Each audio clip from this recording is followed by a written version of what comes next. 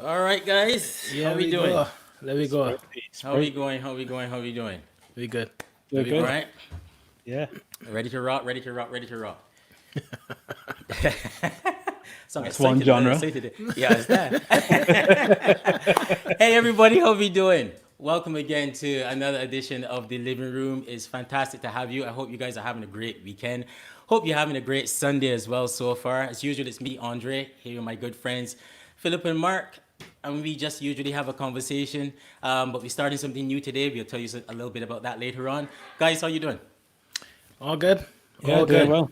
Yeah, All man. Doing well. Yep. No complaints from this end at all. How the week is going? Well, back to school. Quiet Yeah, house. same here. Back Two to sentences in four. Yeah, Back to yeah. school.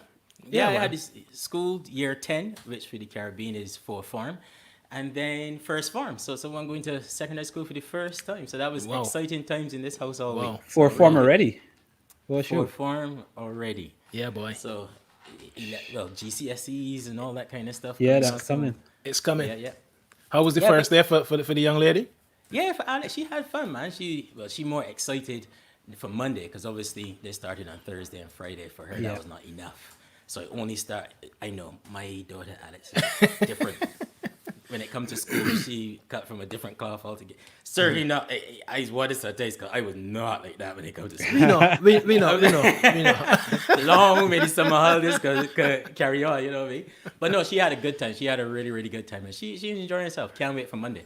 Yeah. Yeah, What it about was, Nedry, Phil? Yeah, and Adrienne was the same. I think she likes the responsibility of having a more complicated schedule and calendar. And I think she feels as though she's already an adult, Aye. with all this responsibility. All right. She's going through it with me and that sort of thing. So yeah, she So can be great, enjoy- man. She Yeah, enjoys it's good. herself, man. yeah. She Well, my ready, two man. boys ran out the house on Thursday. I couldn't even Whoa. get time to get a couldn't even get time to get a photo. But They you can't know, wait, man. well, you know, Kyle is in his last year of secondary school, and Chris is up to second form now. So it was, but it was very interesting to be in the house on my own working now with all, everybody gone. You know, the wife is back to work, the kids back to school. It felt really, really strange, actually. It felt strange. Strange okay. or Yeah, man. delightful? He don't want to Which see word? the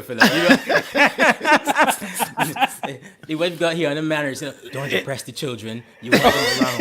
Yeah, it's like, It felt strange. It felt Yeah, strange. okay, man. that's fine. no, oh, straight. I- That's a safe word, actually. of course. Think I'm foolish? Safe is a good word. Safe is a good word. Yeah. But look, everybody, I can see you guys there. Miriam, I see you there. Roslyn, I see you there as well. Marika, Eunice, Greer, I see you there also. Bernadette, a whole bunch of people. Janisha, I see you there in there as well. Liz Whiteman, I see you in there as well. Look, thank you all for joining us. Ruth, I see you there as well. And Camille. Thank you guys for joining us. You know, we are We Global, and this is the Living Room. Wait, what happened in there with Phil? I was trying to do without them, but looking at the comments here, Yeah, really.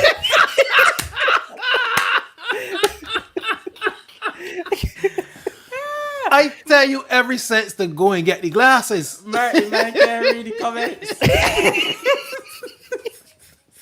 Look, guys, Philip have been This is- messing about with this glasses thing for years. it's just a change for me. But you see how you see he's a newbie to this thing. Yeah, yeah. Because he obviously very close to the screen, right? He play coming in slow solo.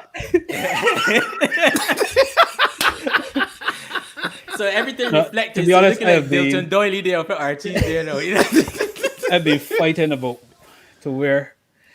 The funny thing is, when I was around 10 or 11, I think I told you all this story. I really wanted to wear glasses because everyone else in my family was wearing Right, glasses, and I felt right. a little left out. So Okay. much so that when I went to the optician, You tell lies. I kind of bluffed. I tried to bluff my way through the examination. So, so when it was a W, I said, I will go with T. That's too far out, man. You Yeah. can't go for a W. I mean, even if he went with a V, right? Yeah. the men know you telling lies there for that. The optician just looked up at my mother and said, his eyes are fine. but just the last year or so, I've Wow. started to recognize the difference. Well, Well, well, welcome, man. We might gotta rename this show to Three Ball Heads and Six Glasses. You know, there's something in that, yeah. Yeah, man. I don't know. We might gotta brand that or something like that. Then you Yeah, guys man. saw elections in Jamaica? Landslide. Landslide there, man. I must admit, I wasn't. I expected to win, but I wasn't expecting the landslide. But I guess I'm not on the ground, so Jamaicans we gotta be in the comments. So let me know how it felt on the ground before the elections.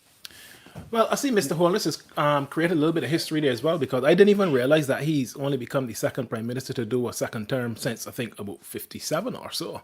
Oh, Really? okay. No, Yeah, it seemed as though for one-term prime ministers have been a thing in Jamaica for some time, but he's created a little bit of history there. So, but it's passed off well, and we will wait and see now, because obviously with a massive landslide always comes challenges Huge in terms of mandate, yeah. how civil society has to hold the government to account. Yeah, and you got to keep everybody happy there in the party, in the cabinet, and what's not. I like his acceptance speech, though. I don't think he wasn't over celebratory, but he was very cautious in telling people, look, and telling his party faithful, look, yes, we're happy with the win, but now is not the time to go overly celebrating, because there's a lot to do, especially with how the impact of COVID and stuff on the course. country. There's a lot of rebuilding to do, so celebrations are kept to a minimum and back to work. So I like the way how he spoke there. Yeah, it was well handled.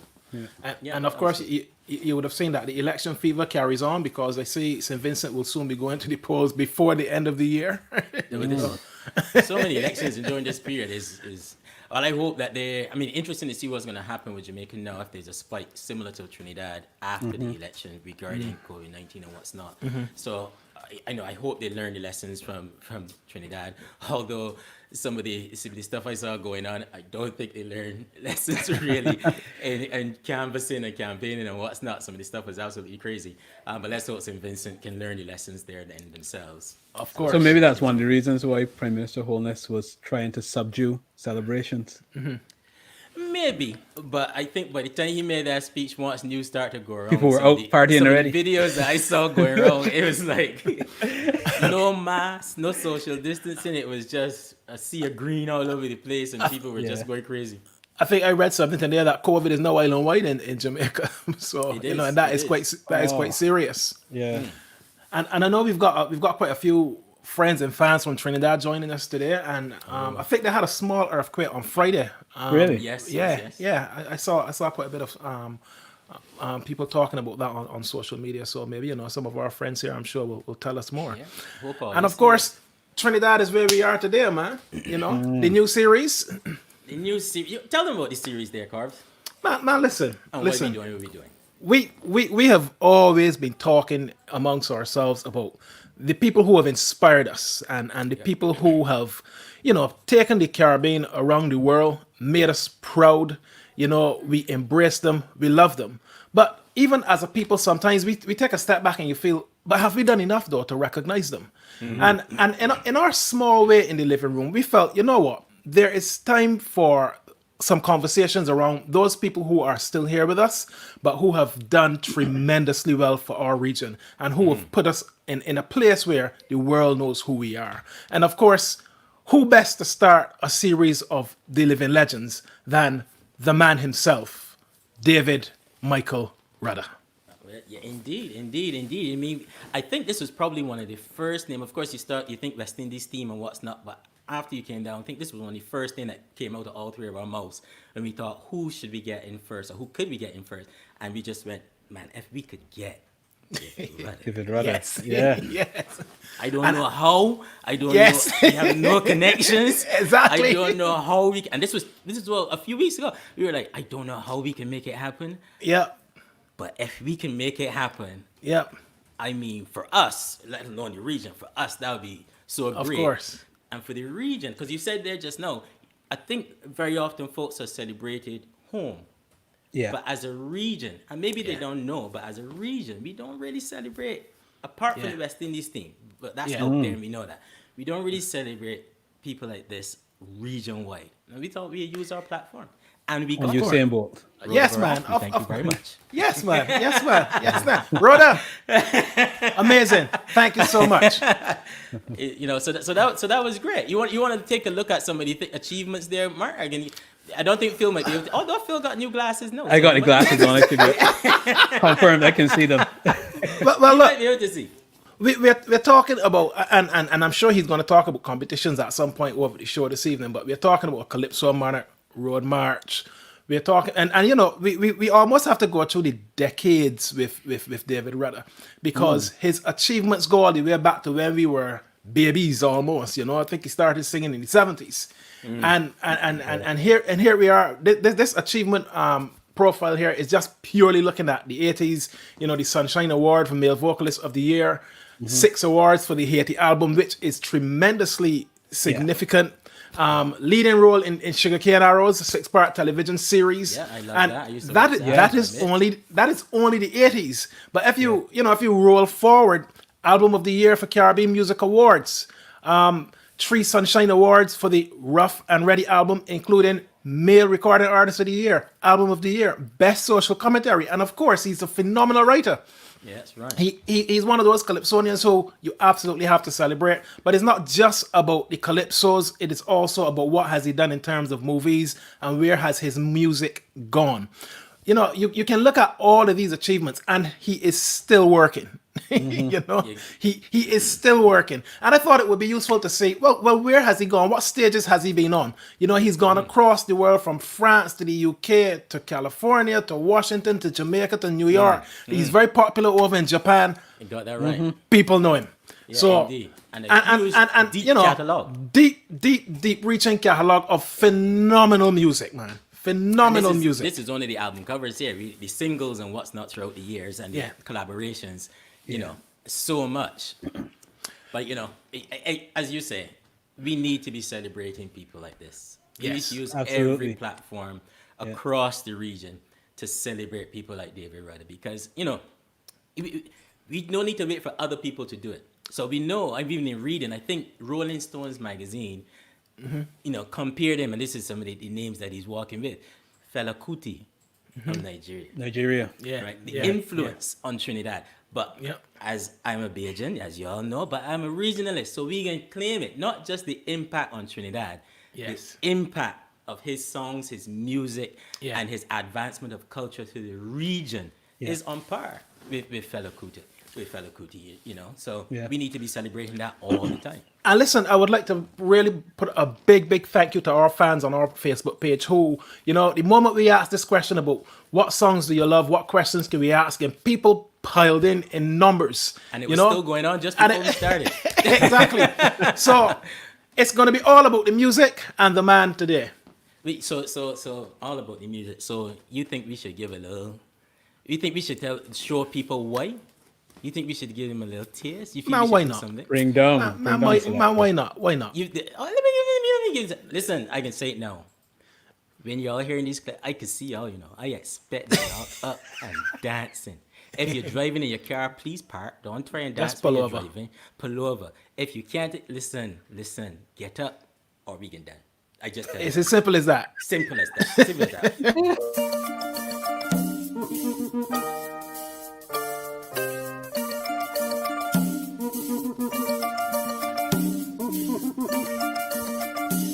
Yeah.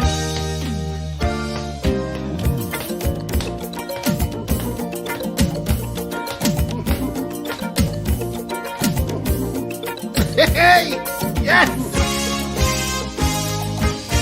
Yeah!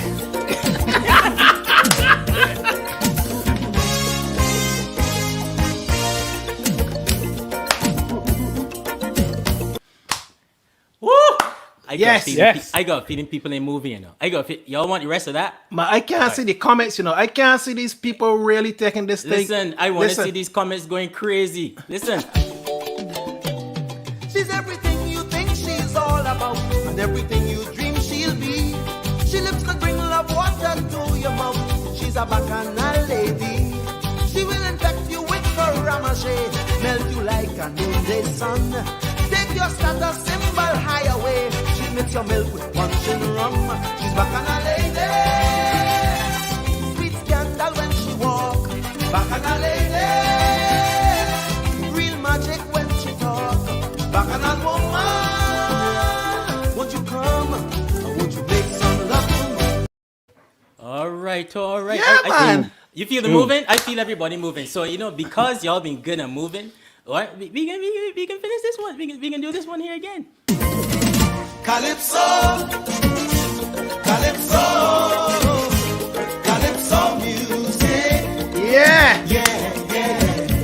Calypso, calypso, Calypso. music. Yes, man. Singing Oh, yeah. Calypso. Singing Oh, yeah. Calypso. I say that I am the seed of the ground and tiger now. I got to sing, Calypso. Yeah, boy. Yeah. Yes, man. All right. Thank Yeah. people moving. But even when it got Yeah. serious, the melody lines, the lyrics, and everything was so That's- serious. And that's one the of my lyrics, man. favorites. Katie, I'm sorry. We misunderstood. One day we turned our heads and look inside you. Katie, I'm sorry. Woo, serious thing, guys. Yeah, Now, boy. I have a feeling, I know we got some Trinities on this thing, and Trinidad, y'all been showing us some serious love over the last few months, So Yeah, we man. thank you so much for it. This next one that we're gonna show, this is how I know. Sometimes you're eating something. Now, Mark, I know you're a vegetarian these days. I don't know if it's still there. But Right, sometimes vegetables too. You but are you a vegetarian? No, I'm not. But sometimes you're eating a food that you shouldn't be eating, but you can't stop. And then you tell yourself, man, this food got in something, man. It got me can't stop eating this thing. Yeah, man. This next song, right, was when I realized, man, these songs got in something because I ain't no Trini. But I was singing this song, you were swear blind, I was a Trini. I ain't no Trini. And this is when I realized, wait, man, this song got in something, man. But Yes. this was the legend of the man, or is the legend of the man, and how what's the word I'm looking for? How pungent his pen was, or is. Yes, man. You understand? Because you couldn't help but sing this one. And all your Trini, Welcome, welcome, one and all to the land of death. Trini to the bone, they go to the bone. When it comes to Bacchanal, well, they can't beat we at Trini to the bone. They go to the bone. Look, Yeah, sweet boy. woman parade abundantly. The brethren, they full of energy. Some people say God is a Trini. Paradise and not convincingly. God gave us a spirit fiery. But nothing in the world will bother we. But look a smart man gone with money. We still come out and mash up the party. Sweet, TNT. Oh, all over the country. Sweet, TNT. No place in this world I'd rather be. Boy, look, I've been singing that all week. I ain't a Trinity. you understand what I'm saying? This is Yeah. where you say, man, how this sound? But, if there's anything that cements legacy, status, and the reason why we celebrate David Rudder as a legend, it has to. We've lost the battle, but yet we will win the war. As long as we rally round the West Indies, one forever.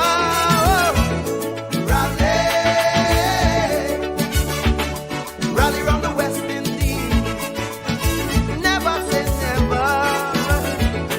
Pretty soon the runs are gonna flow again like water, bringing so much joy to each and every son and daughter. Say we gonna rise again like a raging fire. As the sun shines, you know we gon' take it higher.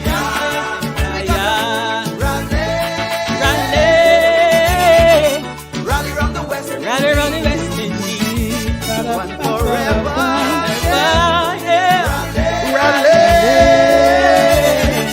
Rally round the Rally West round the West Indies.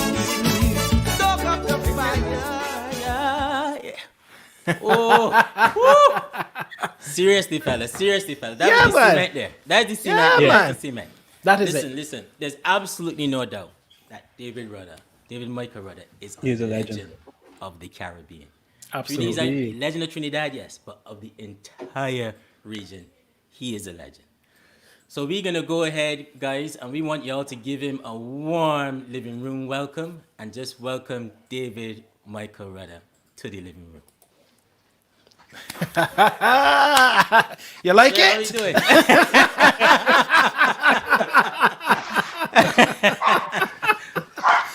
I know you enjoy that, you know. I enjoy it. I man. enjoy it. Yes, man. Good evening and welcome, How are sir. you, sir? Where look at them bats from? I got But this you- actually. Mark, you were at that match as well. West Indies versus New Zealand. We Man, almost that- won it. Biggest Last year. heartbreak of my life at the World Cup last year, boy. Yeah. But David, you saw he was playing with a straight bat, though.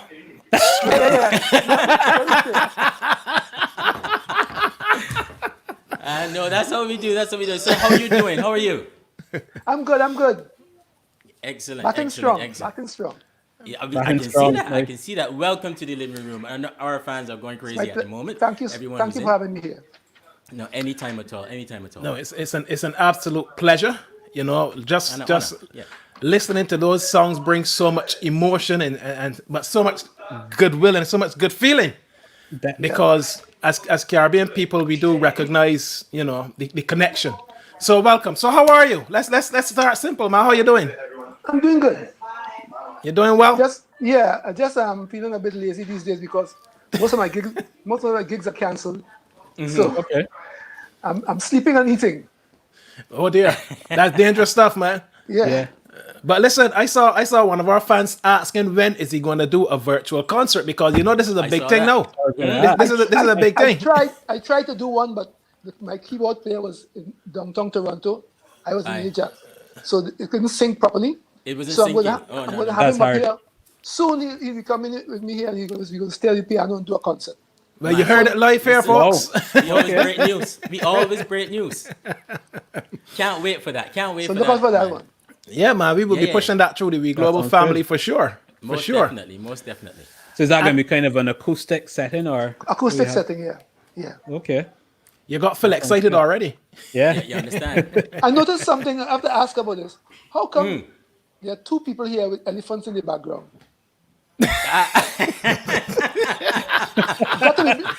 got to be musicians.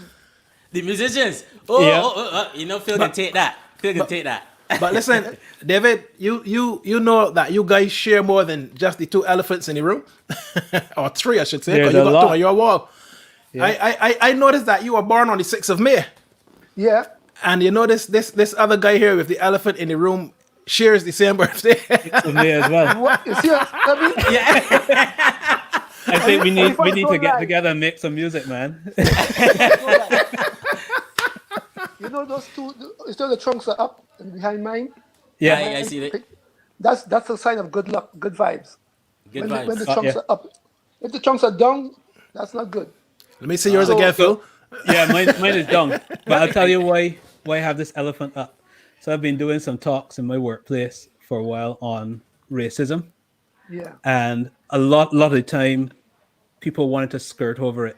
So I created the elephant in the Zoom. Hey, Right. There you go. There we But that's go. why that's There up we on my go. wall. that's our Phil, man.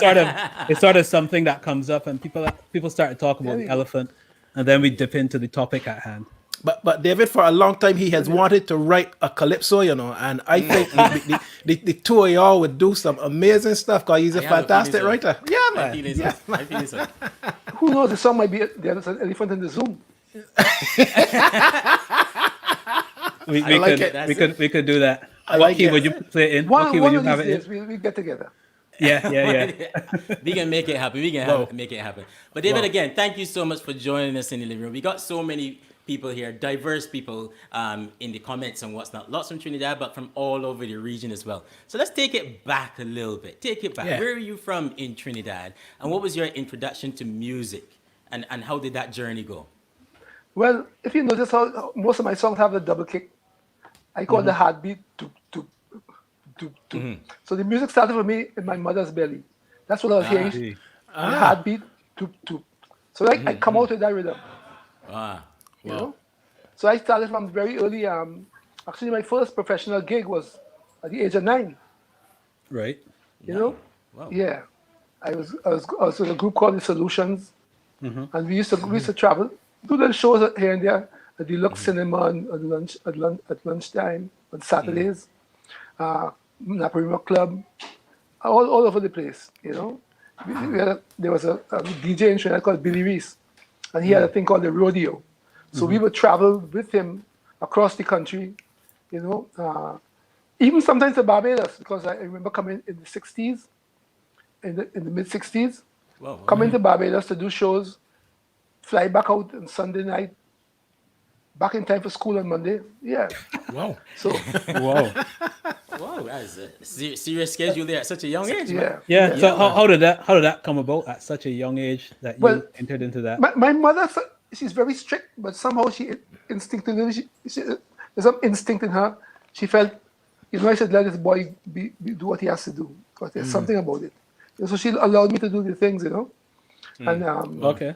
so I would sometimes the rodeo would come to Barbados. I remember doing staying at a place called Beach Villa near Accra Beach.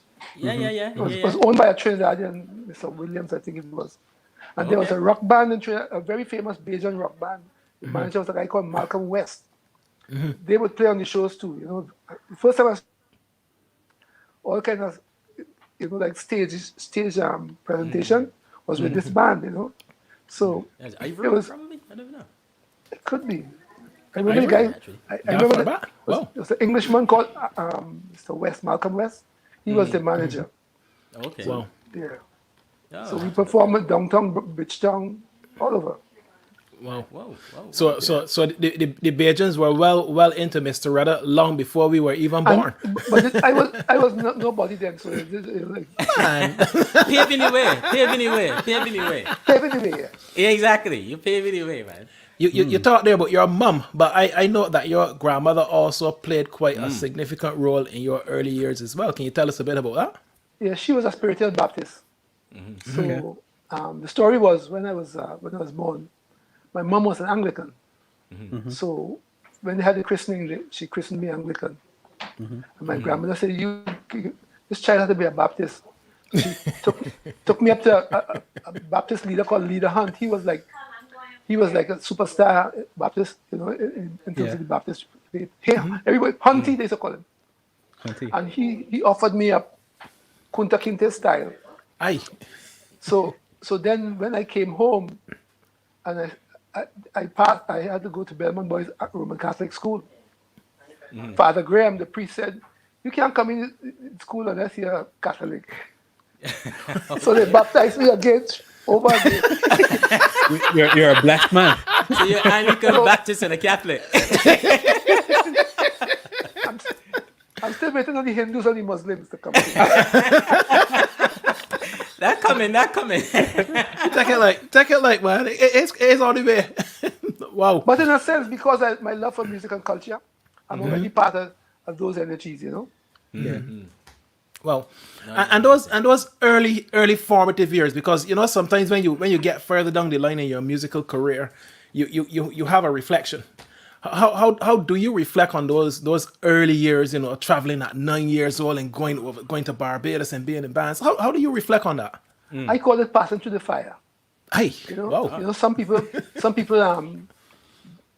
I wrote a song one day called Tyrone, but a guy who he just thought he could just step on stage and tell people put their hand in the air. That's all he needs to do. That was all it is. Right? So, and I'm trying to convince them, no, you got to walk through the fire. You got to learn. So when I became the calypso monarch, Road March King, first and second, Young King and everything, that was my 21st year in the business. So I told people, it took me 21 years to be an overnight success. But that's interesting, because I was reading somewhere where people actually referred to you as an overnight success when you did your first album, and they were saying, "Oh, you burst onto the scene." I'm like, "But hang on, you was with with the band for like 9 years prior to that." So that's interesting. And you say spiritual Baptist, and I hear a lot of that reference in your music, but that's a conscious effort. Yeah, but where I lived in Boston in Belmont, just above me was the Shango Yard. Yeah. And then Okay. about 600 meters further up Belmont Valley Road and Twine Lane, there's the Arada Yard. Now, the Arada is a different variation of the Shango faith, if you want to call it a faith.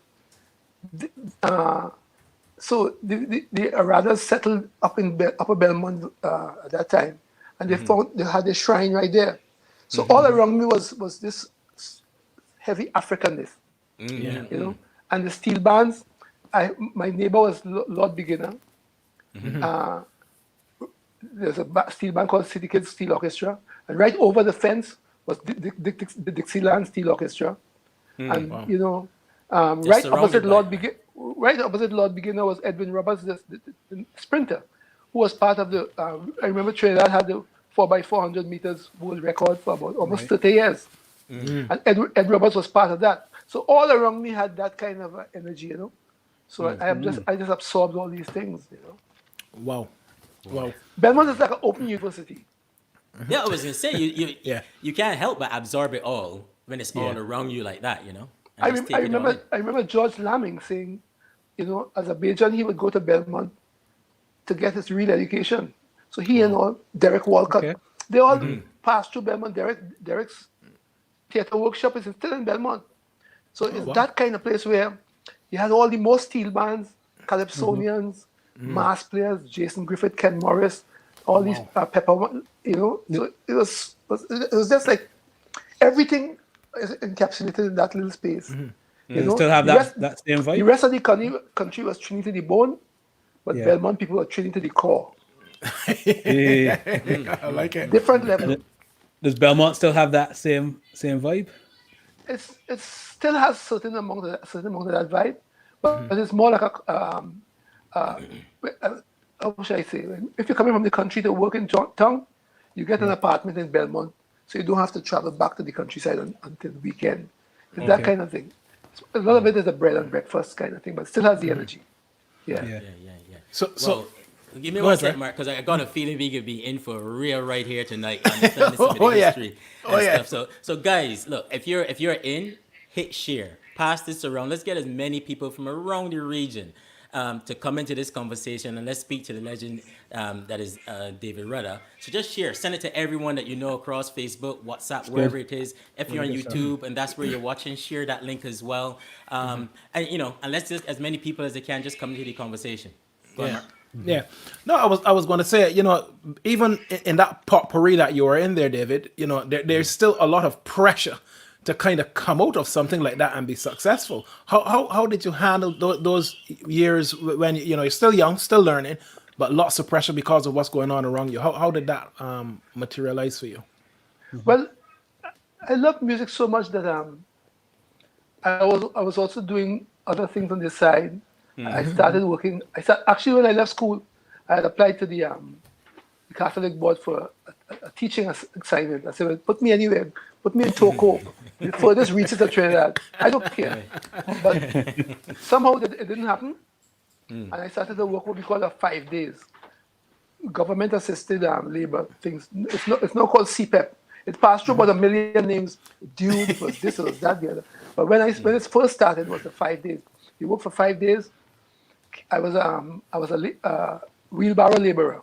Right. So I used to be toting dirt and chopping away a piece of a hill with a pickaxe. You know? And then someone said, why don't you're an artist, why you don't go by Ken Morris? So I went by Ken Morris, who was a copper Works. artist. Yeah. Copper work. Yeah. And I studied under him. You know, if you ever come to Trinidad, you go to the Cape Rock Hotel.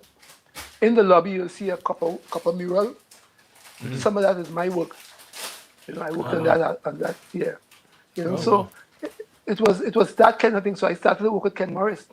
So I was always still doing artistic things. You know, and then I came as major. Like he would bring out big mass bands, and I would design the costumes. I would do the costumes. You know, I would travel with him to New York. We brought out the first big band on the Parkway. In those days, Labor Day, you see about 2 sailors pass a steel band man. And you go back home. Yeah. This was the first time we took a whole band from Trinidad, costumes, everything, and paraded on the streets of Brooklyn. And people started to cry.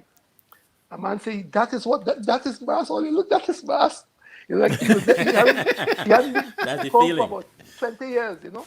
And Wow. it was from that point the Labor Day thing got big because people say if that is what it's going to be. So I felt like I'm being a part of that part of the thing too, because Wow. before we came up, Labor Day was just a few people out just selling sweet drink and somebody Yeah. making some hot dogs or something. Some kind of thing. Yeah. And then we brought Bronze Age of the America. That was the name of the band. So just a Copper quick one. and everything. So how many instruments do you play? I play one. My wife laughs at me. I play one. I play guitar. I play a guitar. I play rum shop chords. I call it rum shop chords.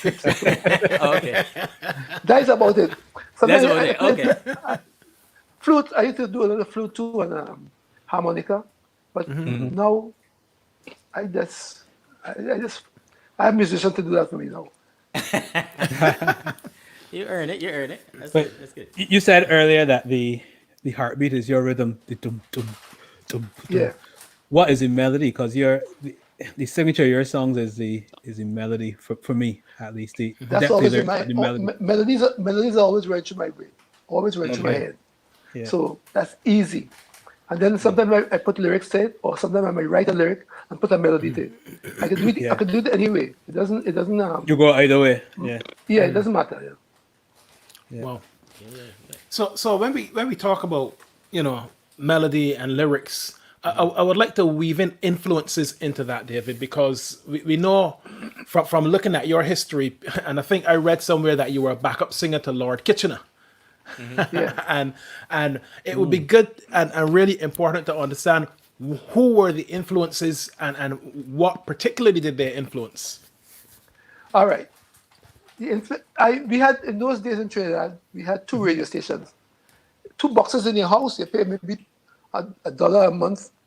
And it's like a rental. One was Radio Trinidad, and the other was Radio 610. And you had to take whatever they gave you. Right. It's not like now where you have 40 radio stations, and this one features only dancehall music. This one only features pop or what have you. Yeah. So I would hear Lata Mangeshkar from India, followed by Sparrow, you know, followed by a program called Classica, where you had to listen to classical music. Then they had so every spectrum of creativity across the world, Yeah. that was coming through those 2 little boxes. And at the end of the day, they all shape who I am, how I hear music, plus the physical things around me, the Shango Yard, the steel band. Yeah. You know, when Sparrow came to Belmont, he had a girlfriend in Belmont called Janet Francis. So we used to go down. Don't talk about another star secret, sir. You're saying things that known, right? Don't get me in trouble. Don't get. Listen, he want that the lizard now. Don't get me in trouble, yeah. Janet had a walk, so people used to come to see Janet walk down the hill to meet Sparrow. That was a drama. You remember? You know the songs of Lord Melody. Yeah. Some of them, yeah. Lord Melody had a song called Belmont Jackass. Right. That Okay. was Janet. It was Janet he was throwing those words for. Oh, yeah. But, right, but even though he was trying to bad talk Janet him, Uh, when she walking, people say she's shaking. You know, it was he who was saying that. so he was watching. Yes. Janet had a walk. I saw her in Miami a couple of years ago. She said, I still have the walk, you know.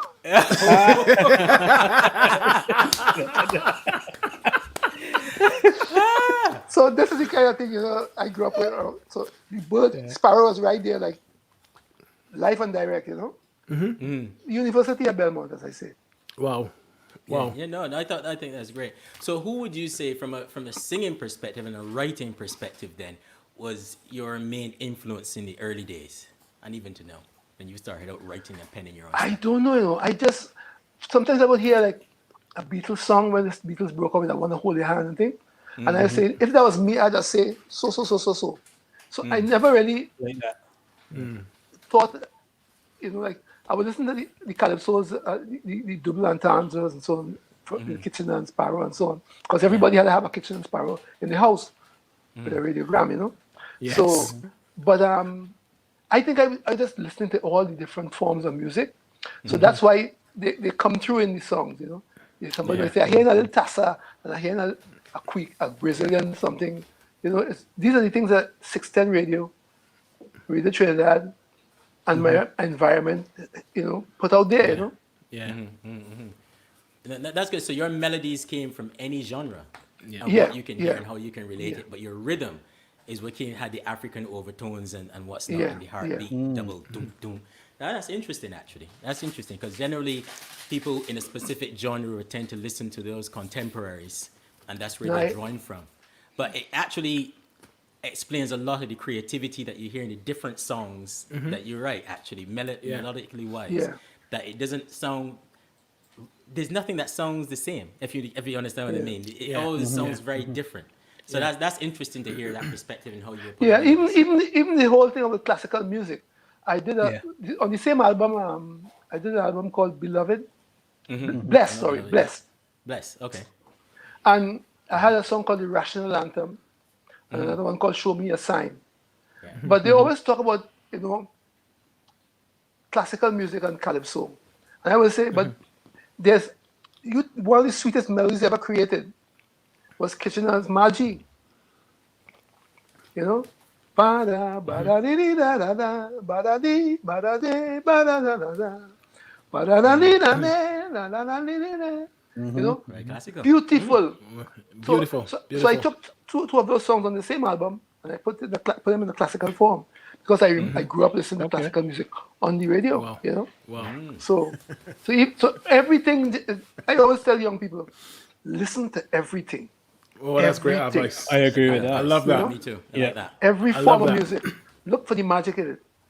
Yes. I'll tell you something, right? I was a boy going to school. I reckon I was probably about 15. True story. And I got a lift to school one morning with my English language teacher. And it was the first time I ever heard the song Pan in A minor. Right? Yeah. And let me tell you, I was gripped to this radio because I'd never heard anything like it in my life. And the thing was so sweet. And ever so often, when I have a bad day here in England, throw it on. Because it is just one of those songs that lifts you. But pan, as an instrument, David, that is another major influence. And I want to ask you about Rudolph Charles.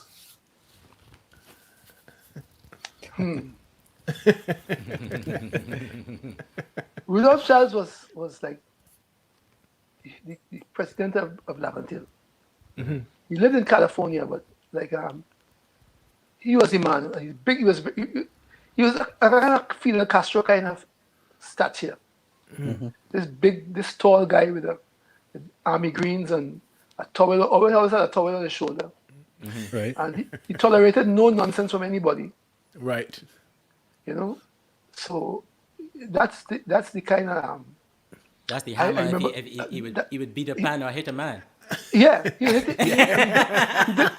hit a man. That's why. And it wasn't the man was stupid, as I said. A stupid man. No, I just say you were stupid in Rudolph Charles's mind. Exactly. But you stupid yes. to confront me if you want, Yeah. If there's a story about there's a band that's going to be formed in Laventille, and Rudolph said there's only one band in Laventille. That was it. In other words, don't even try to form that band. Right. Yeah. Just in case people don't know when we say Rudolph Charles, what we're talking about, should we give him a little piece there? Because Get I him know they piece, know the man. song. Yeah. They know Of the course. song, but they may not know the story. Somewhere up in Laventille, many years ago, a man had a hammer, used to follow him to and fro.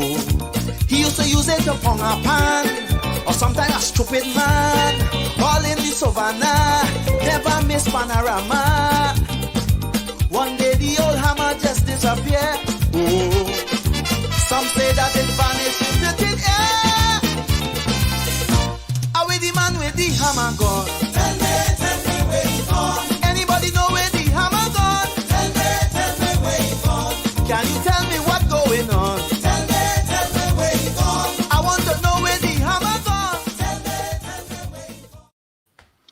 Tell If you me. didn't know, now you know. You know, history lessons here today.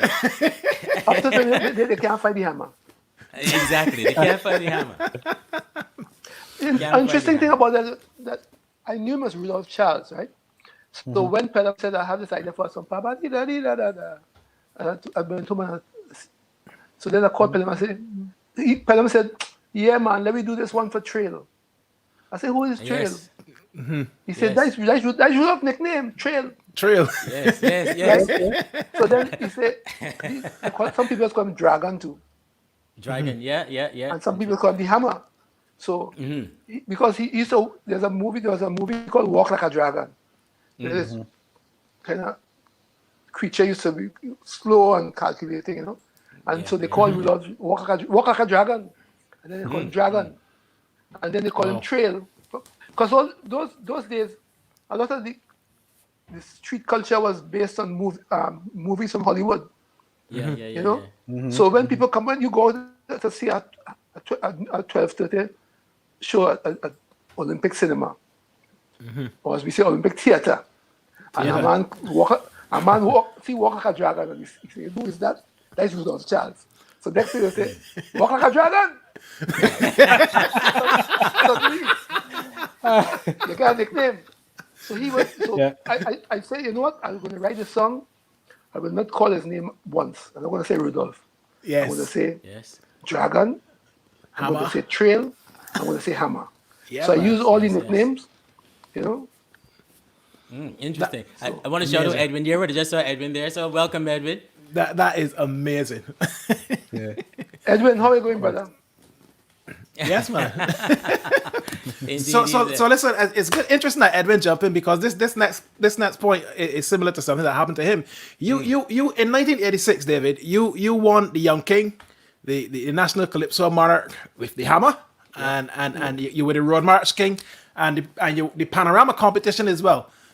Yeah. How was that moment for you, young man, back in '86? It sunk in like maybe a year after. Oh wow! What happened? You know, it's like this. When I remember, I went to a school, a convent around the Savannah called Holy Name, all girl convent. You know, Right. and Mighty Trini was there performing for the girls, and then someone came out of the car, and the decibel level of screaming, right? Most of the girls fainted. So they had to take the girls and put them in the teacher's room and try to fan them and try to bring them back to recover. The show was, I couldn't perform. Until I said to them on the mic, I said hello, and they fainted again. But when Sparrow come up the road, we used to just hang out with Sparrow, but nobody used to be fainting and things. So then I realized, wait a minute, this thing's serious. Hey. Yeah, man. Sometimes I still meet people now. I meet women who, with their children and so on. She say, "I was one of the girls who fainted," you know.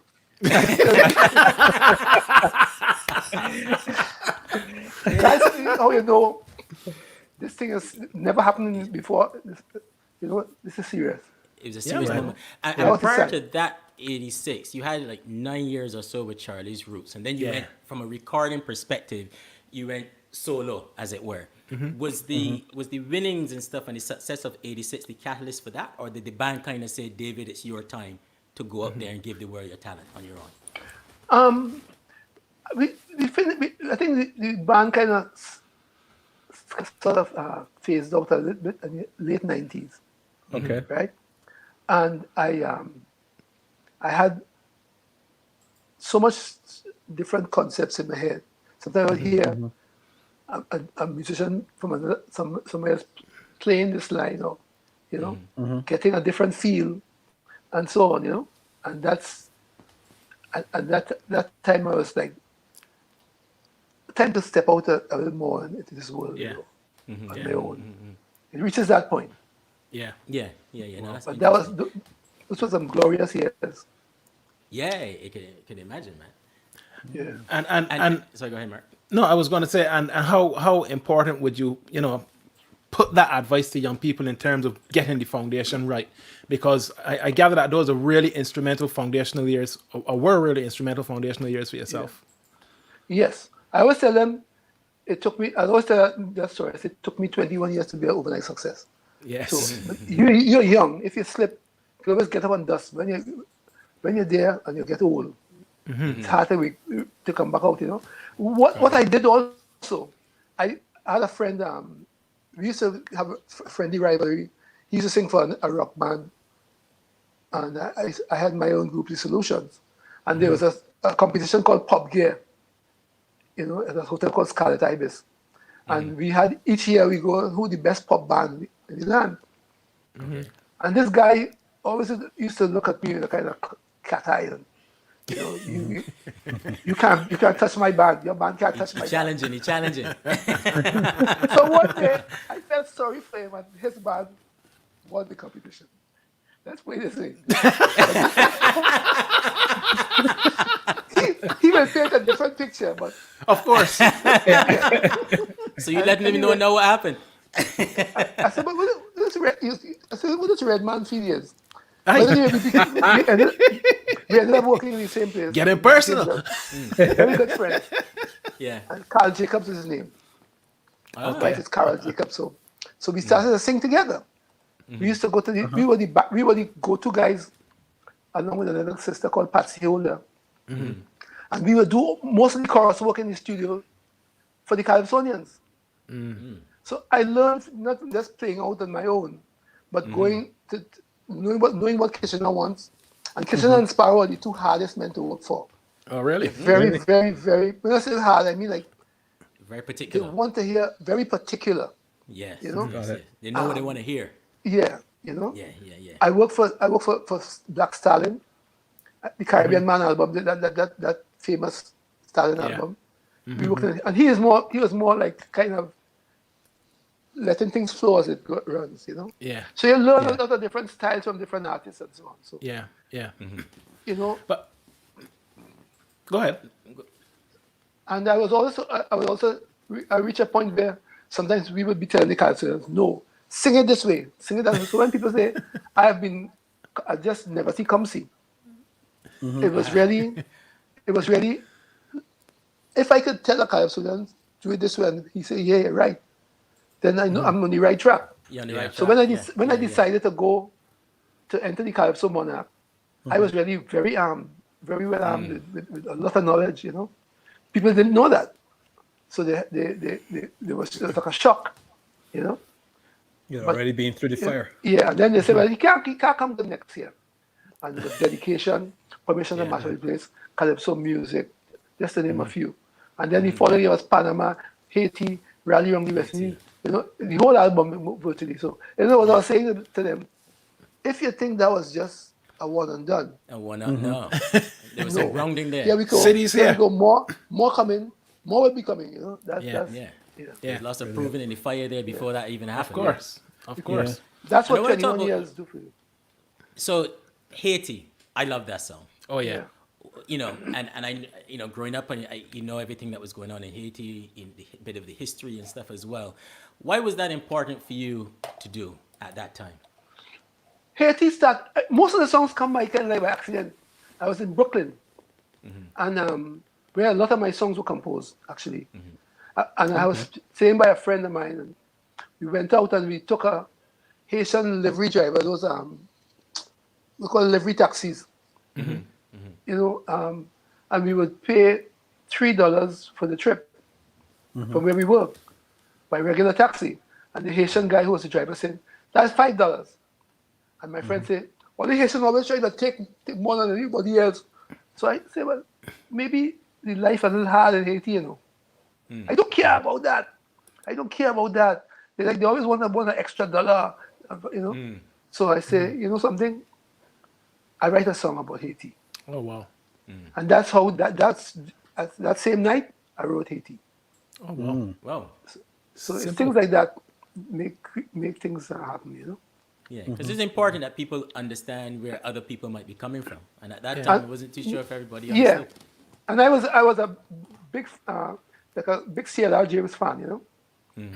And he done this book called The Black Jacobins. Black Yeah. Japanese, yeah. And you know, so I started to study Haitian culture, the music, you know, Hippolyte, the artist, and all these things, you know. So I said, you know, we just a little some specks of islands across the Caribbean Sea. Yeah. Some of us speaks French, some speak Spanish, some speak English, but we're the same, you know. Yeah. Dutch, we're the same. So that I was always been apart from being from Trinidad and Tobago, I see myself as a Caribbeanist, Oh, you know. So Speaking to that's, the right people here. absolutely, absolutely. So what's the story behind calypso music? Because you know that Going is straight just in, Mark. so You're going straight in. so Calypso iconic. music. Calypso music was when after I won the crop, like, people run their mouth. Okay. Dice Calypso. We sing the Dice Calypso. Serious. Interesting. Wow. Interesting. So I say, all right, you know what? I can show you. I'm going to write a song called Calypso Music. Aye. Let me show you how much I The know about iconic Calypso. song of Calypso. A response. The energy in that song was just so powerful because it was supposed to. I'm going to make a statement. If 86 was like the opening of the door, Yeah. 87 was going to be make a statement, You make a statement. regardless of where it goes. You kick Because it down. I said to myself, I just wanted the people to know who I am, so and they know now. Oh, So yeah. now that I'm free to say, this is my interpretation of calypso music, and that's how that song came about. Sweet. Can I ask Sorry, who did the arrangements on that? On the instrumentation? That's me, Pelham and myself. Okay. You know, like Pelham is and especially is great with horns, Yeah. and because he played, Check it out. he, You can tell. he That's something else. and the thing about, and we had the two best guitarists in the soca world, Junior Yeah. Warwell and Tony Voss. We used to call them Mr. Yes and Mr. No, because Tony would play Call guitar and like this, response. and Junior play. Yeah. I love it. So you have Mr. Yes and Mr. No. And then Pelham used to play steel band guitar pan strum. That's the reason yeah. why Roots sounded different to every other band. Because the other bands didn't have that strum. Yeah. You know? Okay. Panama, pam, pa, ting, pam, pam, because it's steel band he played. Yeah. You know? Yeah. Yeah. So when you hear that song from Charlie's Roots, we were like the Sly and Robbie of like most of the albums at that point. It was Roots musicians doing all the backing in the studios. So you know, so we were part of the creative process. So when we bring the tunes out to play for ourselves, who else is gonna song like but us? You know? Yeah. When you finished the song, did you know? Oh yeah, like the year before, none of the guys in the band thought. I said, "Bahia Girl is the song, you know. Watch for this song. This song is the song." Yeah, boy. That's slow. Yeah. I say, audio. Trust me, All you. Bahia Girl is the song. Yeah. You know. So they always knew that I was always like looking at things in a different kind of way. You know. But is there a story there that we don't know about that particular song? Oh, well, Yeah, you know, because you Bahia said a lot of things here now, so I want to know Yes. yours. Bahia Girl. Madness, Bahia Girl. And a song called Jump Up I had the year before. Jump Up, Madness, and Bahia Girl were written for Crazy. Oh, All right. Yeah. Ellis interesting. Chowdenon, who was the manager of the Charlie's Roots, realized Crazy didn't have a arranger for 85. So he said, David Rudder could write real good. Let him write some songs. So he's like, David, yeah, boy. Crazy said, yeah, boy, David.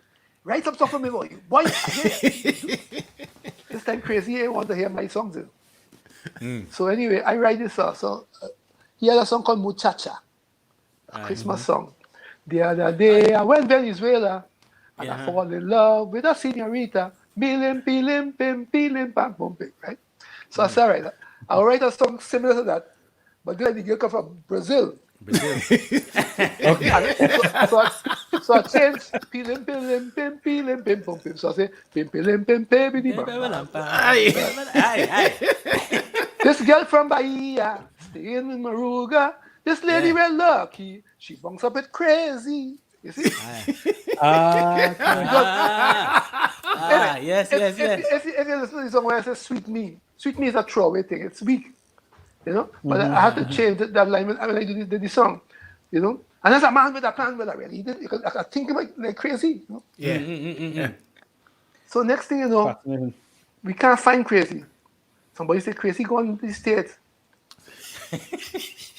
So I had jump up, buy a girl, And madness. madness. I had I jumped the wall about 12 o'clock and I go on inside. Yeah. You know, because here I try to capture the energy of crazy. Yeah. So I said, all right, I'll keep my songs. And the following year, I do them. Crazy come with a tune called Soca Tarzan. We had a tune about 8 years before called Jungle Fever. Wow, wow, wow. That's the first song I wrote with Pelham in Roots. Yeah. Jungle Fever. Crazy had a song called Aua, Aua. Something about Jungle Fever, Aua. I said, but you're singing, you run from my songs, but you're singing the song. I'm singing this. I write it this. This is why you leave my songs from. I think you secretly vexed after But that. things have to work out how they work out, because at the end of the day, if it wasn't for that, I might have gone for the calypso monarch. You never know. You Yeah. never know. Yeah. Buy a Girl was the song, you know.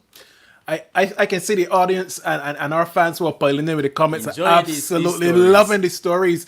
So listen, I'm going to try and squeeze out another one, because Panama is another one of those songs that I think that must have some kind of serious story behind it. Exactly. Well, during the early days of the PNM government, they had some heavy hitters in the party. But Trinidad was now bursting out with all the great riches from the earth. The mother Trinidad was feeding her, you know, feeding us with black milk, Yes. you know, and so on, and urea possibilities, all different things. We Trinidad too damn lucky as a place, and we don't really understand how lucky we are. Yeah. But so all these things, all this time, people come in to make deals in Trinidad, and the deals went through. But somehow, like somebody say, well, what's in it for me? So you gotta get these stories about this one gone with so and so $1 million, this one gone, you get kickback from this one they got kickback. So, and suddenly they all ended up in Panama for some strange reason. And my question is, if you live in so large in Trinidad, you have all the money in the world, and things nice in the paradise of the region, What are you doing out there? what are you going to Panama for? What are you doing out there? Yeah. Well, over time, in the last few years, you probably find out with the Panama Papers or what's not. I had to go and see what was going on in Panama. So I course. could come back and relate it to the Trinidadians. Why these gentlemen are in Panama Yeah. and not in Okay. Trinidad. So that's what that song is about. Interesting. So I was gonna say, you mentioned Crazy there, and I'm gonna admit, was the legend as much as what we saw? Because coming from Barbados, you thought Crazy the wild here and what's not. You actually thought that this guy was he actually like that, just on the side? Up to now, Crazy was screw loose. Because I just know growing up, you saw him with the long hair and it's like, this guy mad with you. You know how the late John Lewis, rest his soul, say it was a good, like what he went through was a good pain. Well, Crazy had a good screw loose. He's a really nice, warm and loving individual. But he's just crazy. He just has an edge, you know. Yes. So, yeah, great guy. Wow. Great guy, great Wow. guy. And apart from crazy, obviously you're in an era with some serious heavy hitters and legends themselves of calypso. You know, whether we're talking Gypsy, Chota, Stalin, Shadow, Baron, Sugar Aloes, Crow, Bali. I can jump over to Barbados as well a little bit. Mighty Gabby, Royal Black, Red Yes. Plastic Bag, and what's not. You know, was the competition as fierce as it looked? It was. It Oh was. yeah. I think the year that the '86, the year I won, when it divided the country, because half saying we win, and the other half say, but this is something new here. This thing is like a revolution. So the following year was to me was the essence of what the calypso contest was. That was the peak, because Stalin was almost like representing the old school, the tradition, where what we comfortable with, and I was this usurper who kind of. Upstart. So the whole people come from all over the country.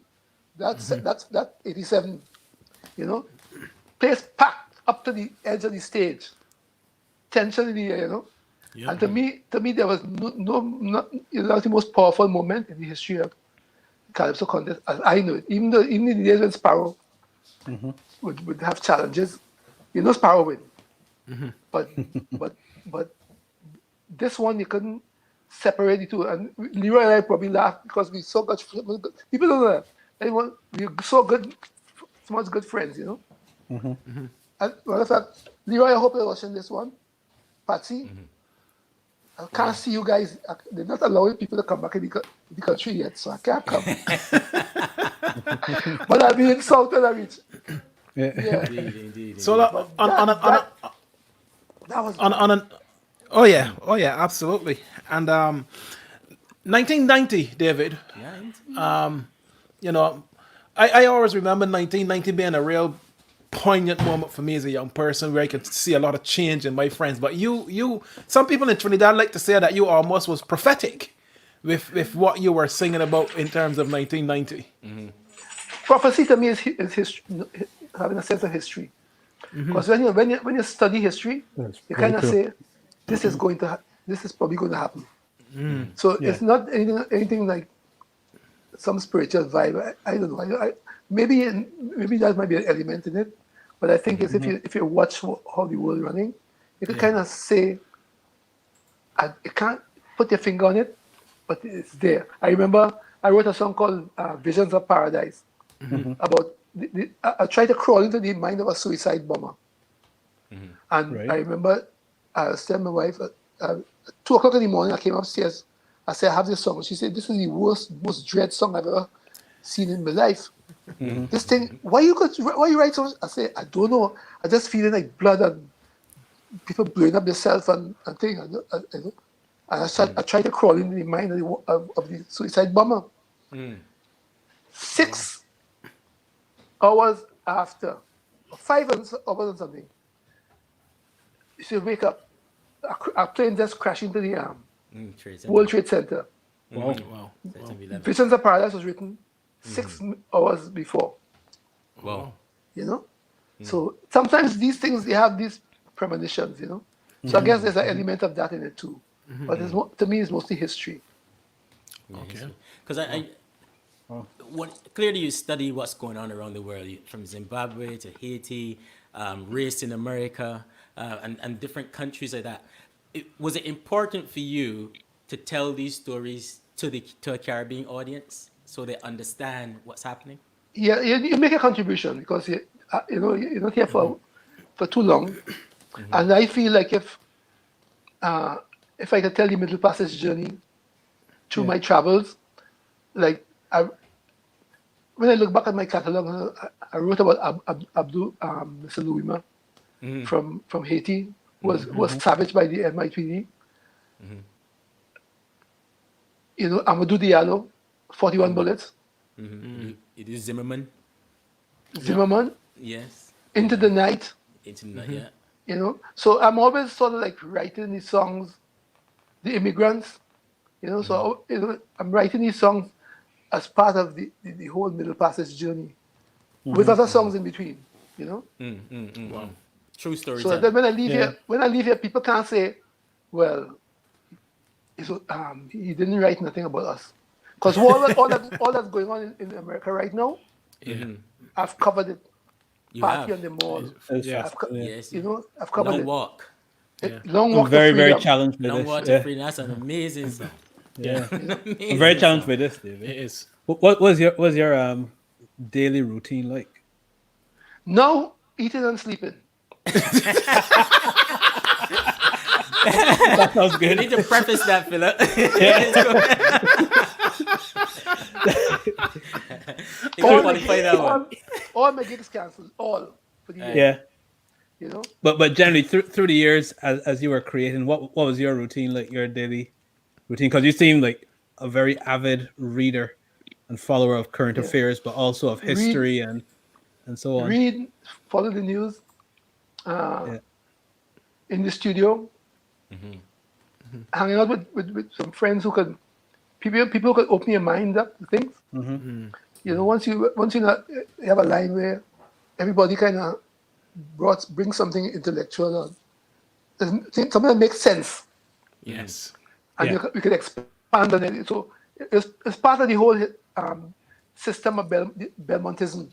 You know, when we go on a line and we start with football and we end up with politics, but everybody making some kind of Like sense. my kind of when you place. walk, Just like when the living you room, walk huh? away, Exactly. this is it. But on the block, on the corner. Yeah. Sometimes You did that question coming.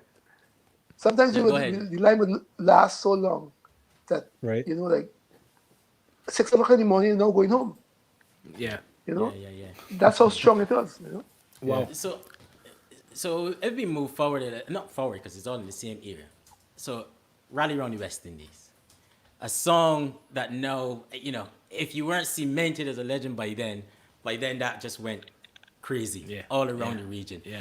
Tell us the story behind writing that song and even some stuff afterwards, when it became the anthem for the team, and you know, and just that. that was going to cricket, and at that time we were the most dominant sporting team in the world. Yeah. Wow. Not even the New York Yankees was more dominant. West Indies team was, you know. But then this thing started to crack as the guys got older, and they started to hear the complaints, and you know, like when Mikey Michael should have left a long time. Mike, I said, but these are the men who have us how we feeling good now. Why you? Yeah. You know? So that was my that triggered me. That's how I wrote Rally. You know. The And then lesson when in Rally is just so and then when they what happened whenever we go for a series, whether it's England or Australia and so on, they would play the Australian anthem, and if Courtney Walsh was the captain, they would play the Jamaican anthem. If Brian Lara was the captain, they played the Trinidad anthem. So they said, no, we need the West Indies need. Agreed. So they said, let's go and come up with an album. People say, see what? We have it already. Exactly. So then I remember Tony Harford came to me and said, David, the people say Rally is the song, but I write it over as an anthem. And hence I wrote what is known as the anthem, you know. The original lyric was brought us here to these islands. No noble thoughts brought us here to these islands. And Guyana say, hello, islands. So I go and say, no noble thoughts brought us here to this region. Yes. You know? And it feels really good. People call me from all around the world. Sometimes when we go to Australia, before the series starts, the team's out on the field. And you're you know? It's, people call and say, David, you hear it? You hear it? Yeah, you know? But again, a similar question I asked before. When you finished the song, did you have a feeling what it was gonna do?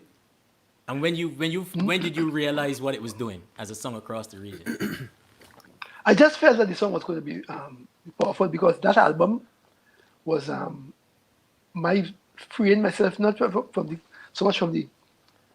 You know, I felt if I stayed in the calypso contest, year after year, I would write songs to try to win. But it might necessarily be songs that stay with you. So after the second year when Stalin won, after I said, this is it for me in terms of the competition. But now I'm free now to create the way I want to be free to do it. And so that's the album that I had, Rally Around the West Indies, Haiti, Bacchanal Lady, Panama, Engine Room, you know. So that was me, my spirit at the freest level, playing anything I feel that comes to me. I won't say, nah, I ain't gonna play that because they go like that. Whatever comes, that's what's going on there. That album you see- Like that. That's interesting. came But out you like see, that. David, I don't even think you realize how deep and powerful that song is to even people like us. You know, we live here in England. We go to cricket. We whenever you hear that, you know, wherever you are in the world, you just feel so much pride and so much warmth for the West Indies, whether they're winning or losing, right? People know it. People all over the world know it. All over the world. I remember all one over the time world. I got a royalty check from Greece. Rally, Okay. how many songs times Rally Round the West Indies played? I said, what? In Greece? They never play cricket. And they don't play cricket. All right, I'll take that. Yeah, man. I want to take you back to a point that was mentioned earlier about politicians in Panama, right? Because I saw in the comments there, and this is mostly about lyrics, biting lyrics. Do you think that some of that has been lost on the modern landscape in calypso? Or Yes, it has. It's a different world now. It's like everything's in your face, you know. This morning I saw somebody write something, and I said that's false news, you know. But people don't have to think and be clever anymore, unless it's some kind of smutty song. You know. Sometimes I'm even glad to hear it because they say at least they know what a double entendre is, you know. But that creative, you see, someone has to find a way to say the same thing the news is saying.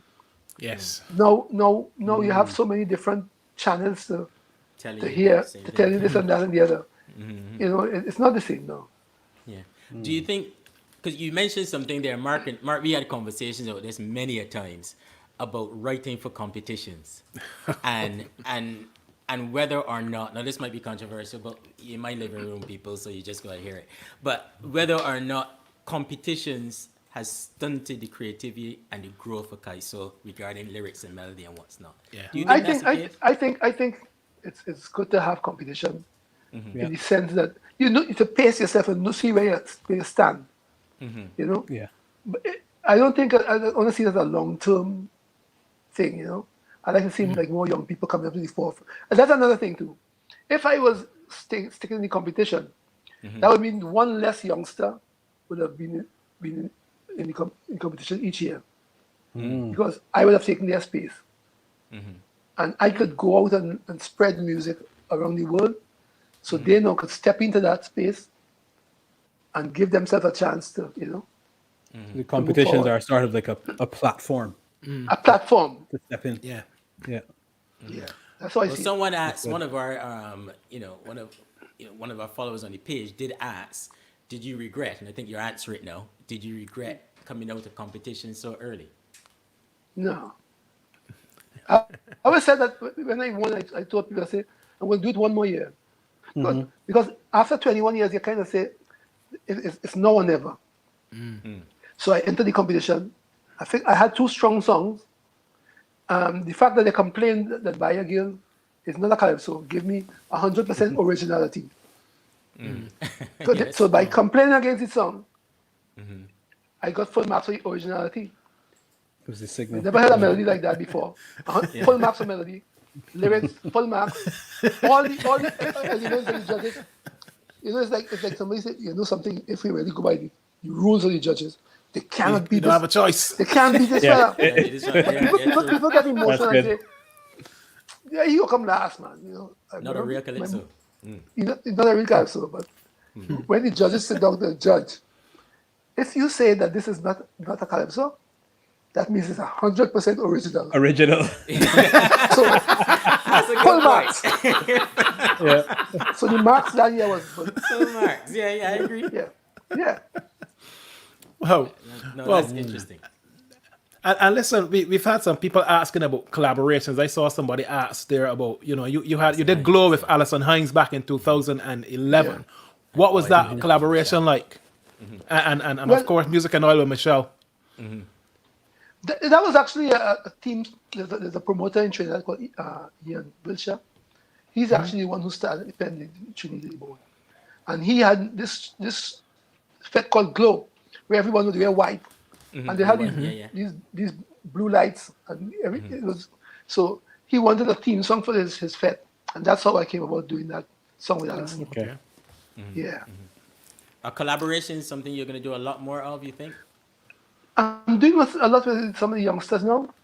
I always tell them, bring your stuff. If I like it, and you're willing to let's go ahead, Yeah. And I work with some young people. I did one recently with the Bishop Brothers in Trinidad, and MX Prime. And when there's a lot of political and social turmoil recently in Trinidad, and that was the theme song at the times, So I always try to write songs that people could. And that's the thing. Whenever Trinidad is in trouble, they fall back on my music. Boy, I just hear Welcome to Trinidad, that new tune. I said that tune old, 3 years old. I just 1990. I just hear this one, And so they tend to kind of like, oh boy, we in trouble. Pull out David Rudder files there. See what? see what he tell us about it 15 years ago. Man say, you see that tune, the Madman ran? Yeah, boy. Love that. I love it. That's 30 years ago. What? I say, you see the gray hair now? What's in the video? What's the video? Yeah. No, and talking about Trinidad and the recent political issues and what's not that came to the fore, and I was saying to the guys, and we'd spoken in previous episodes as well, that it feels as if the internet has brought a lot of this to the fore for people outside of Trinidad who may not have seen it.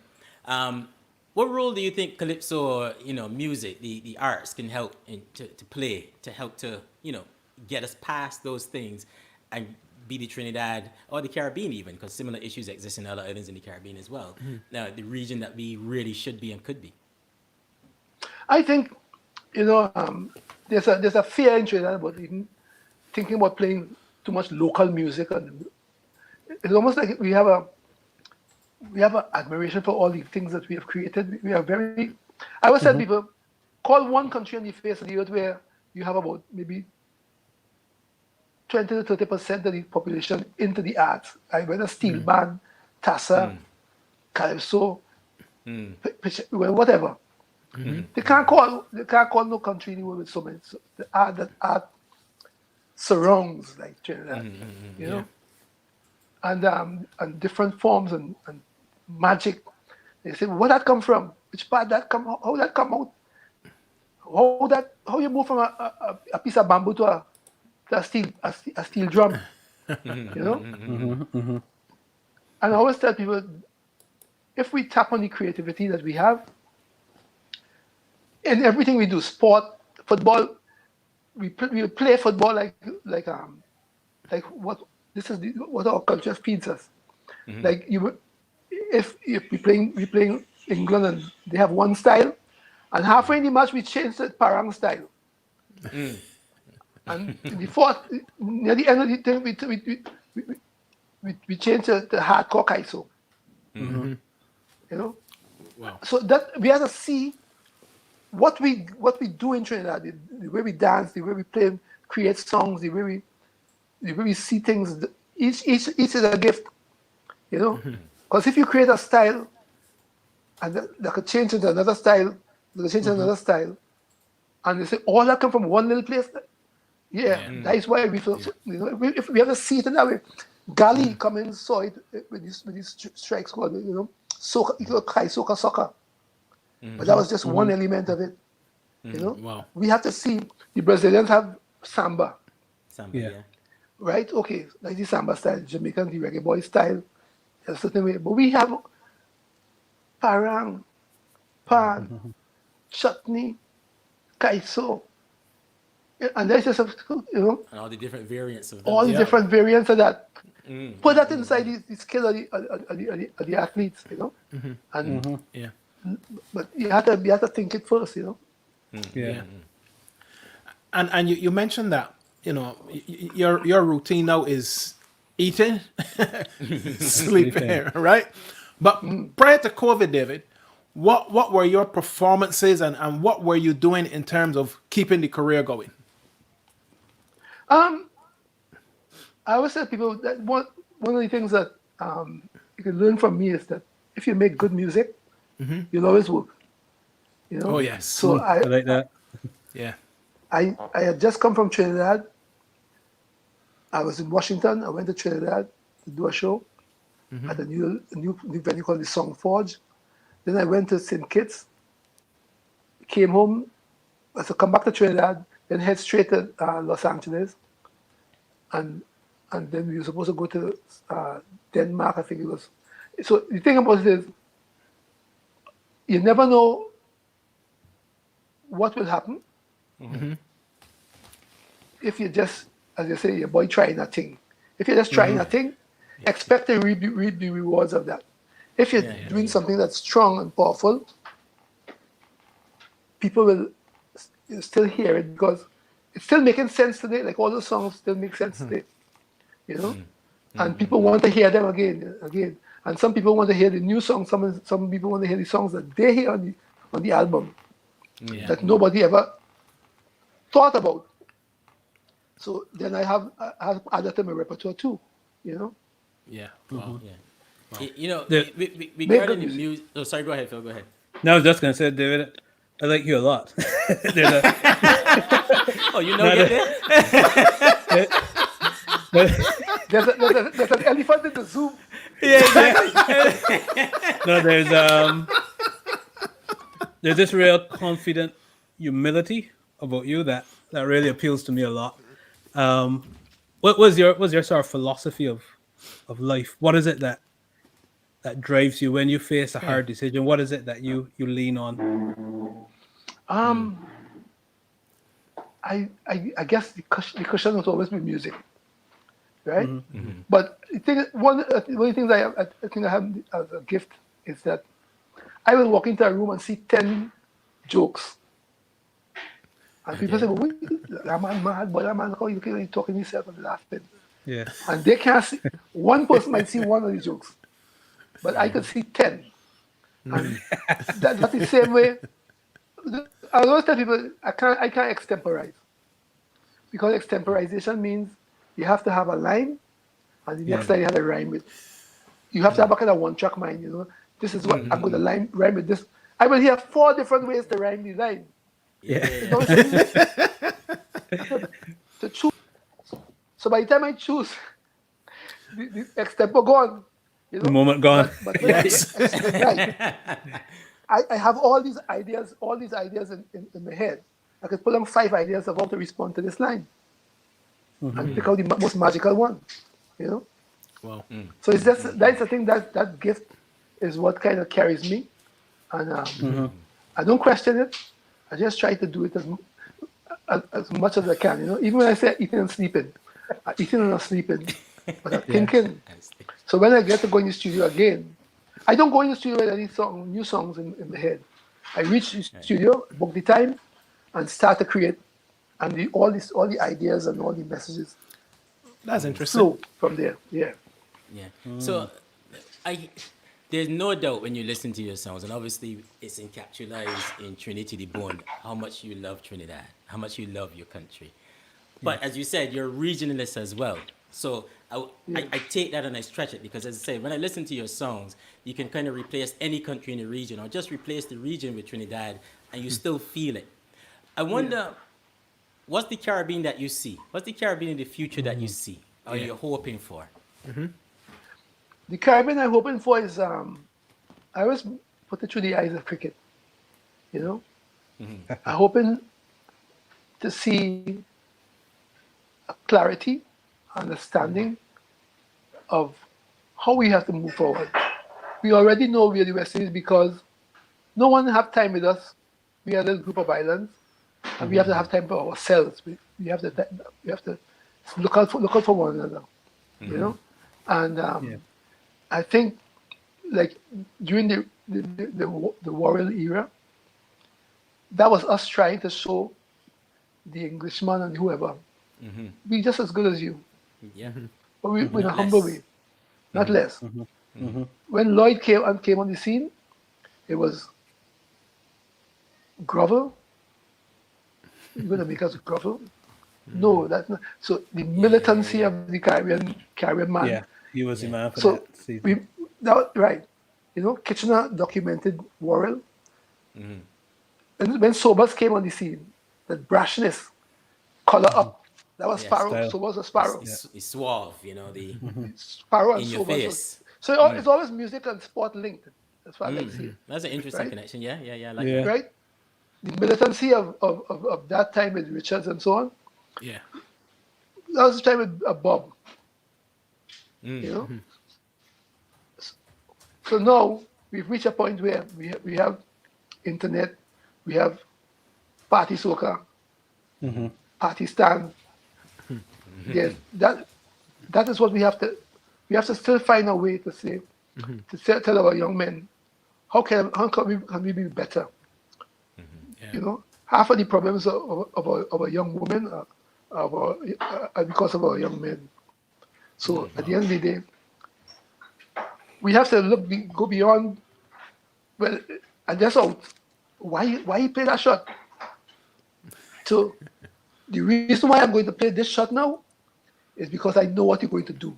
I have studied. You know. Wow. You know, people like George Headley and Lara will always say they would be sleeping and seeing the game they're going to play. So if we could tell our young men especially, this is how the game of life in the Caribbean is going to play in a positive way.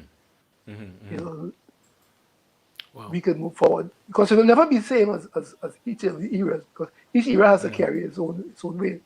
The millennials who were doing nothing now, suddenly they are the political front in the United States. So, you know, we have to just to be at the political front.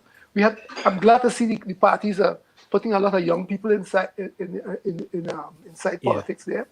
So we'll see in the next 5-10 years what they're going to produce and how we're going to move forward as a society, as a Caribbean society. Wow. Wow. Yeah, That is yeah, very really insightful and a beautiful analogy. No, So David, we have asked the fans what are some of the questions that you would like us to pose to David Rudder on Sunday. So we're gonna drop some of them in, and Right. You ready?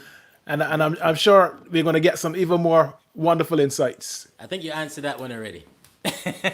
Yeah. Thank you for that one, Keith. Thanks, Keith. In your Now, this early is interesting. days, Evelyn asked, did you ever feel like quitting? Nah, I think I'm one of those guys who are like Papa Wemba. I'm going to probably die on stage. That's a good way to go. Oh, okay. You know? Wow. You see, and the thing about it is, I represent root music. Caribbean root music is calypso, right? In the United States, it's jazz and blues. Yeah. Root music practitioners don't retire. You don't hear Muddy Water retiring or Charlie Parker and thing, you know. No. You play till you die. Yeah. No, I'm with you there. Yeah. I'm with you there. Yeah. Absolutely. I'm with you there. That's it. So do you? Okay, so how controversial should I get here now? Because as a Bajan, I see a lot of guys retiring or stop, or whether it be competition Yeah. or stop singing. And even we're talking with Mark earlier, it seems to me that even in Trinidad, you guys just keep going and keep performing. Just keep going. You know, and I wish I could see that across the region as well, where people just keep going. Like Edwin is in, and he just keep going. Whether he's in competition or not, you keep going, you keep singing, because this is Yep. Yeah. the culture, the arts. This is you. This is ours. And the thing about it is that I'm lucky because a lot of parents who grew up in my music introduce their children to each year. This is a David Rudder album. So there's a whole group of people now, young people now, who call me uncle. Uncle, Yeah, what we saw happened that in the this year? comments. because they now come to the shows. You know, madness to them is the same as it was then. Still That's playing in good. Fed, Yeah. you know. So Wow. it's like once you do the thing good, you know, you keep working. All right. Yeah. Let me put another one up there. Yeah. What are you doing to make sure someone inherits your style? Are you passing it down? I don't know if I want someone to inherit my style, but I want to hear somebody with a new style that's powerful, you know. Yeah. That's a good answer. I like that. You know, so because this generation has to make its own music, Yes. but founded on the things that have gone before. Yeah. You know, I think trade in Latin means going forward. And it's not when I say I'm traditional, it means I'm singing a style that was from the 30s. No, tradition means based on what has gone before, Yes, I move forward. Building move on that. forward. But when you don't have you can't struggle to tell a radio station play 50% Trinidad music, so that the grounding can be there, so they can take it over here and create something else out of it. You bang your head against a wall, you know, and that's where the tradition breaks. That's where the thing breaks. Yeah. Wow. So it sounds like, because again, I'm gonna reference Barbados a little bit. You got bashment and all these different styles and people complaining and what's not. But you're saying, no, let it evolve. Eventually you'll find your place and it will carry on. Yeah. Yeah. Yeah. No, I think that's really good. That's interesting. Let's get another one here. Oh, what do you think the government of Trinidad can do to market the country as an originator of pan, calypso, and mass internationally? I don't know what it's doing, so you'd have to tell me. Well, after I myself don't know. I remember many years ago, maybe about 30 years ago, there was a campaign called Just the Two of Us, Trinidad and Tobago. And then it was just some posters and maybe a flyer here and there. But I don't know if there was a concerted effort to really emphasize just the two of us. I know what happened about it. Ralph McDonald, the American jazz musician, whose parents are from Trinidad, he took it and he and Grover Washington Jr. wrote a song called Just the Two of Us based on that. So at least it gained some kind of, Really? something came out of it. Oh, wow. Yeah. Yeah. Oh, that's some You're learning everything here this history evening, boy. there that I didn't even know. Yeah. I didn't know that I know the either. song, but I didn't know the history of I it. think I always say my wife, she's working in hotels, and she had all these great ideas. I said, why do you want to tell you? Go, tell somebody. Tell me, and I will tell them, because I don't see. We tend to kind of like this Trinidad. People come for Carnival anyway, you know. But if you want to tell somebody a Trinidadian, then go across the beach and give this lady a pina colada on her deck chair. You know, we talking about. We not in that. but I think what we have like more wildlife than any country in the Caribbean. Part of it, trekking through the mountains of Trinidad could be a way of people like things like that. You know, there are types of tourists who like things like that. So there are so many different angles that we have to kind of really think this thing through. See, we know our gifts, what gifts are. Yeah. Let's take it to the max. All through the year now, we can hear steel band going St. James, Woodbrook. Yeah. At certain points of the year, steel band festival, people come out, have a good time. Invite people in to see that too. Just as people come to see Hussein and so on, you know. So we have so many different ways to pull people in the society, not necessarily just the hotel industry kind of thing, because we kind of not that kind of people. So that should be just part of our element. But there's so many other different ways to see how we can maximize people coming here and visiting and seeing things that you won't see anywhere else. Let me see another question there. Any young budding artists that you see that you can mentor? I always Who would say it be? no, I Don't get in I, trouble and call names. I would. no, I tend to invite youngsters. I say, if you want to, if you feel I have something to give, don't be afraid to call me. Seek you Tell- out. I agree seek with me that. out, I and agree. I would say this is what I feel, this is what I don't feel, or what I.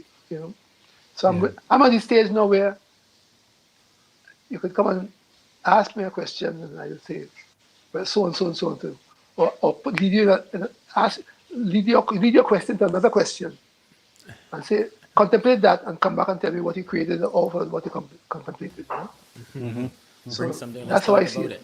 it. Yeah, let's talk about it. Yeah. No, I completely agree. Anything there, Mark? No, that is tremendous because I think as somebody just rightfully said, there's so many beautiful nuggets, so many insights. Who would have thought that a campaign from Trinidad and Tobago was the inspiration behind Grover Washington's hit "Just the Two of Us"? I did not know that. But it's all coming out, and I think what I would like to ask David is, look, how do you keep yourself motivated in your craft? Because I think I read somewhere you've written over 250 songs or something of that that number, but that takes a hell of a lot of motivation. How do you keep yourself motivated? Because there's so many things happening all around. Bad things, good things, jokey things, stupid things. We have you can just watch the American political landscape and write a million songs. True, very true. Some dread, some So Yeah. I'm always like listening and looking. Like I remember one time there was a situation in Cuba. There's a young guy called Alien Gonzalez, Yes. and I remember Rafik Shah was the chief editor of the Mirror, and he said, "Oh, illegal alien," and I said, "What? Illegal alien?" Because I said, "All right," and I put it in a song. But you see, the Trinidadians are the best poets. Beautiful. You're walking down the street, and a vendor might say something, and you say, "Where you get that from?" Like I always tell this story about the engine room, where the long time band, where a student friend of mine was saying, "Where you see me? Tomorrow I go and rub myself down with snake oil, and I'm going to wine like I never christened." Okay.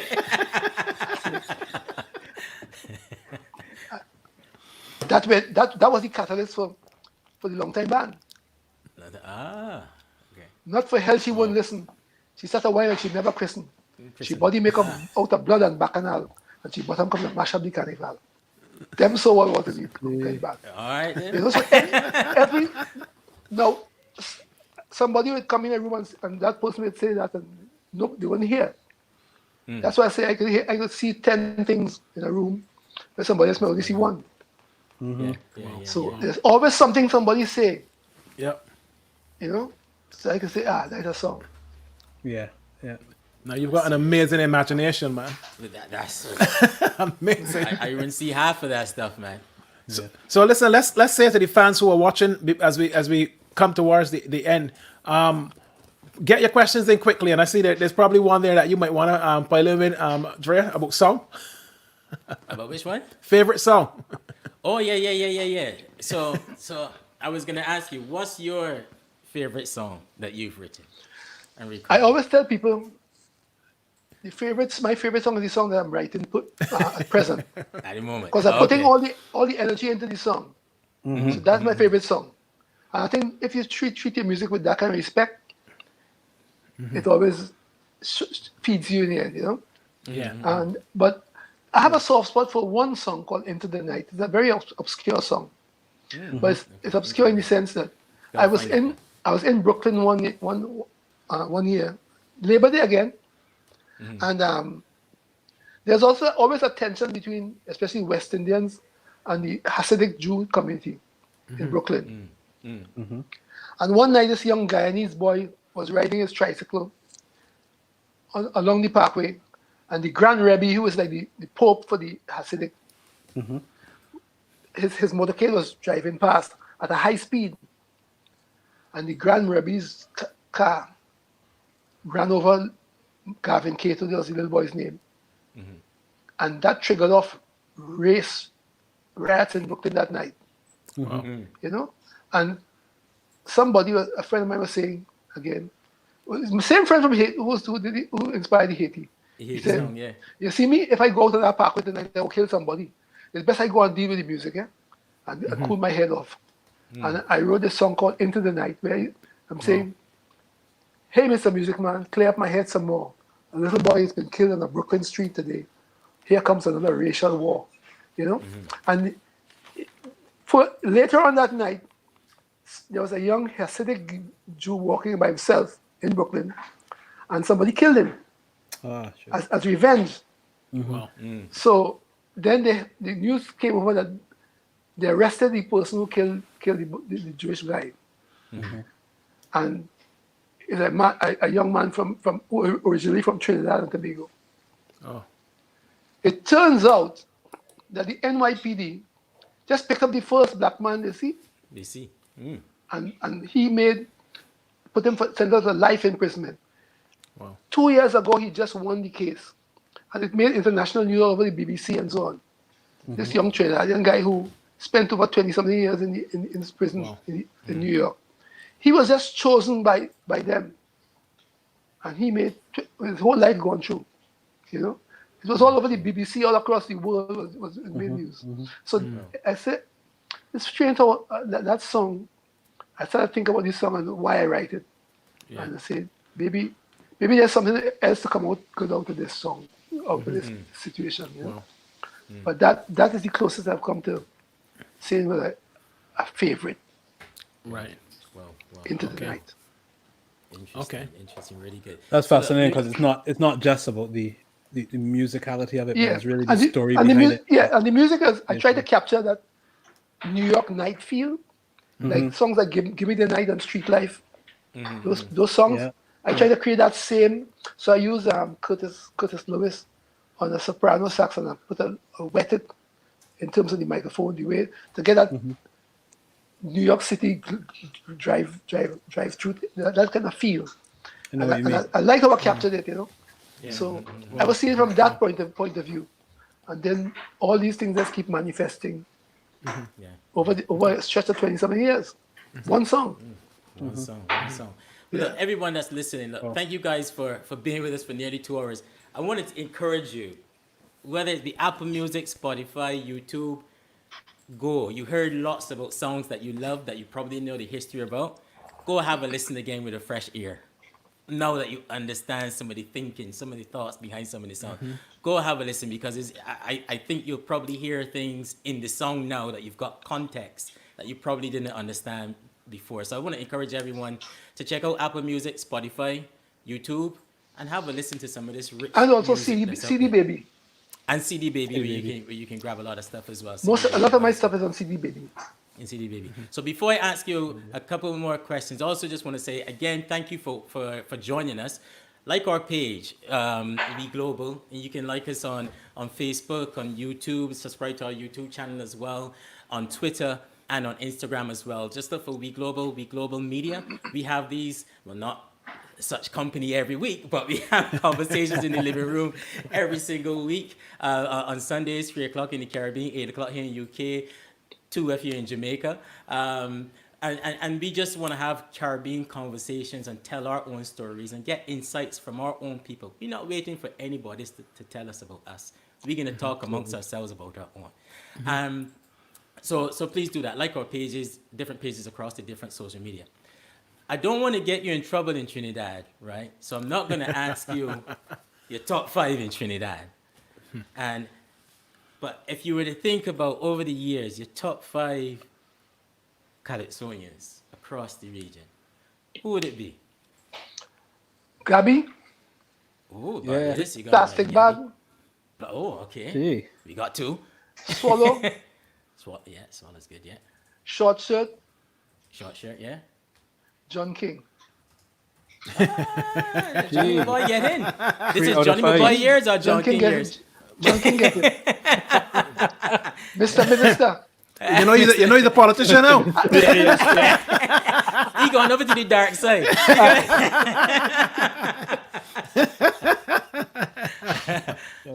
But He you in get charge. it. He in charge now, but the lady will deal with him if he step out the line. I think so. Very true. Absolutely true. I think so. on. What about some of those that kind of made it? What do you see in them? The craftsmanship that you admire most? The writing, the melodies, the The consistency. writing and lyric and melody is always on top. Always, especially melody. A melody is something else. You know, once you capture that, you know. Wow. I mean, if you listen to look at Edwin's work, when you hear that those opening riffs Yeah. for all them songs, immediately, you know, you just hear them. Signature, you know. Yeah, when you go to the stadium and you hear bang ding ba dang ding. Bang ding ba dang ding. You feel why we lose? How could we lose? I can't understand that. Yeah. Wow. No, I'm Wow. with you there. Anything else, guys, you want to finish off with? Well, I just got one final one. What next for What, yeah. David Rudder? What next? Who knows? I'm actually no. I'm actually in the process of writing my autobiography. Aye. Oh, well. You heard it here So- first. Yeah. Brilliant. So I've done a chapter, but I'll have to. I took a little time off of it and then I'll go back on to it now. Yeah. Okay. Because this is the time. This is the time to write. Yes. different- Yes. I was going to ask you that. I was going to ask you, because you said in lockdown you're just sleeping and eating, but I doubt that. I was going to ask, what are you doing with the time, the space that you have? Yeah. So the book is a part of it too. Yeah. Book is a part of it. Brilliant. Well, Well. we look forward to that. Absolutely. But you know something? Mhm. The thing that bothers me is that half of the book I just talked on this program.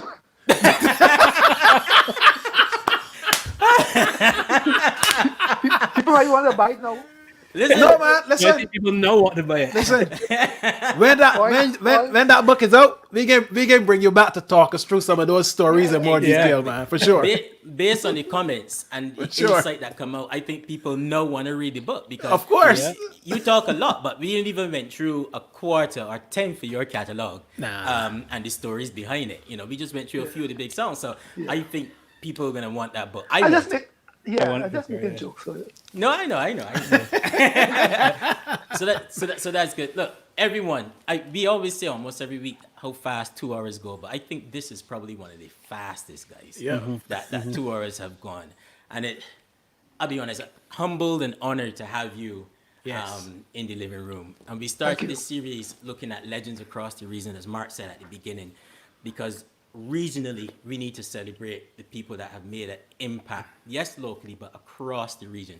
And I think sometimes you may know, but sometimes you may not understand. And I think the impact that you've made, and I think it's programs like this and having comments from people all over the region like this as well, that hopefully, David, allows you to understand that for everyone across the region, you are indeed a true Caribbean legend. I am blessed. I can't complain. Yeah. Thank you, Vigo. Indeed. No, thank you so much. you. And I just want to say, David, it's a real honor to have spent some time with you in the living room. You've educated us, you've taught us, you've given us stories, and it's a pleasure. And I just want to say thanks for all the work that you've left with us, and that we will continue to Thank you. enjoy, because that will go on for generations. Thank you so much. Indeed. Thank you I very really much. inspired. Definitely. Indeed. Guys, normally we would ask our guests to leave and we would finish up, but we ain't even bothering with that today. Today, we all leaving together. But one more taste. And to me, David, this is a classic. This is a modern classic. The trainees might know it. I only heard it the first time. You and I talked about it before. But if there's any doubt up to the mastery of writing, Silk Cotton Tree is the song. You know what? I'll say before I played. Uh-huh. That song was a collaboration between a Trinidad rock guitarist Uh-huh. and a calypsonian. Trinidad See? rock guitarist. A rock Okay. guitarist. Oh wow. Give us a little bit of that story there, how it come about. Well, there's seven? a rock band in Trinidad called Orange Sky. Right? And the lead singer Nigel, he had the idea of this folklore story, all the things that we grew up on in Trinidad that the parents used to scare us with. And he brought it to me and he said, I'd like you to be part of this. And I said, sure, because I have never written about folklore before. So, Really? yeah. And so that's basically Nigel and myself doing a story about rock and soca and calypso put together with a folklore story. I love this song, man. I love this song. Can't be done. Amazing. No, you can't. No, you can't be that. And guys, even before we go, just send the love David's way as well in the comments so we can put up as much as we can, even as this one is going. If you don't know it, check the album Catharsis on Spotify or Apple Music or what have you. This is a great song. So guys, listen up to this one. The old people say, by the light of the full moon, a mysterious congregation gathers under the silk cotton tree.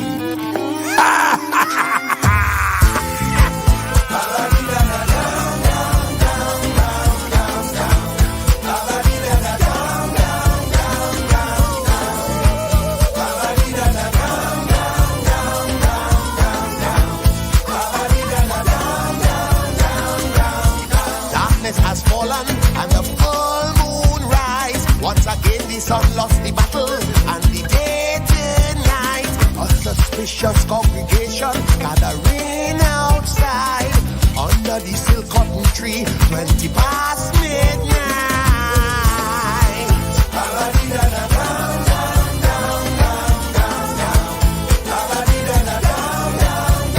I step back from my window and I out my lamp. All the hair stand up on my body and my legs get cramped. As I look back up by my window and I stare outside, I see a lot of us dressed in the garments of a devil's bride. Yeah,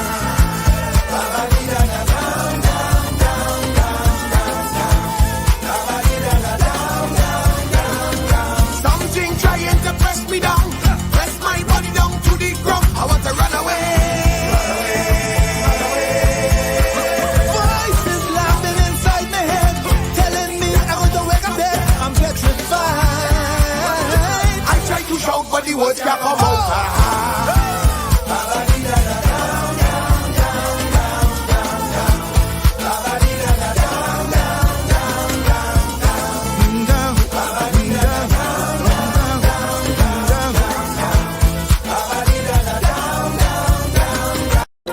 Can you hear a distant drum bouncing on the laughter of a melody?